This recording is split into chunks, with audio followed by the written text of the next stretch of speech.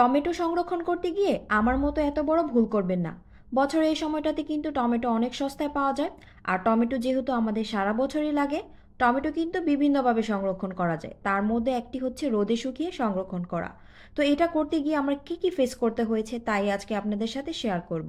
তো প্রথমে এখানে আমি লাল লাল টমেটো নিয়েছি, উপরের মুখটা ছাড়িয়ে এভাবে গোল গোল করে পাতলা করে কেটে নিয়েছি। এখন একটি ডালার মধ্যে এভাবে টমেটোগুলো ছড়িয়ে দেব। উপরে 2 চা চামচের মতো ভিনেগার ছিটিয়ে দেব। ভিনেগারটা দিলে খারাপ ব্যাকটেরিয়া গ্রো করবে না। এখানে আমি একটি সিলভারের ডালা ও একটি বাঁশের ডালা নিয়েছি। দেখুন সিলভারের ডালায় 3 দিন রোদে শুকানোর পর টমেটোটা কেমন কালো হয়ে গেছে এবং ফ্লেভারটাও নষ্ট হয়ে গেছে।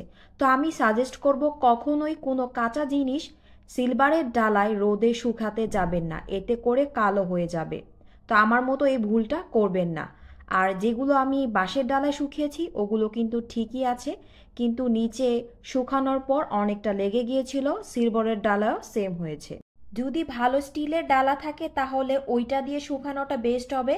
আমার স্টিলের ডালা নেই বলে পরে আমি ডালাগুলোর উপর সুতি কাপড় দিয়ে রোদে শুকিয়েছিলাম আর উপরের মশারি কাপড় দিয়েছিলাম যাতে কোনো মাছি এসে না বসতে পারে।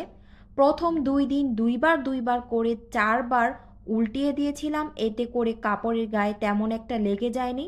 আর তৃতীয় দিন কাপড় সরিয়ে একটি কুলার মধ্যে রোদে শুকিয়েছিলাম। টোটাল 3 দিন শুকিয়েছিলাম। তো দেখুন এটা কতটা পারফেক্টভাবে শুকিয়েছে, শব্দ শুনেই বুঝতে পারছেন। এটার কালার এবং ফ্লেভারটাও ঠিক আছে। এখন এগুলো ব্লেন্ড করে পাউডার করে কাচের বক্সে বছর জুড়ে সংরক্ষণ করতে পারবেন। তবে মাঝে মাঝে একদিন রোদে শুকাতে দিবেন। যেসব খাবারে টমেটো লাগবে ওই সব খাবারে এই টমেটো পাউডারটা ব্যবহার করতে পারবেন। আশা করি আজকের এই ভিডিওটা সবার কাজে আসবে। ধন্যবাদ।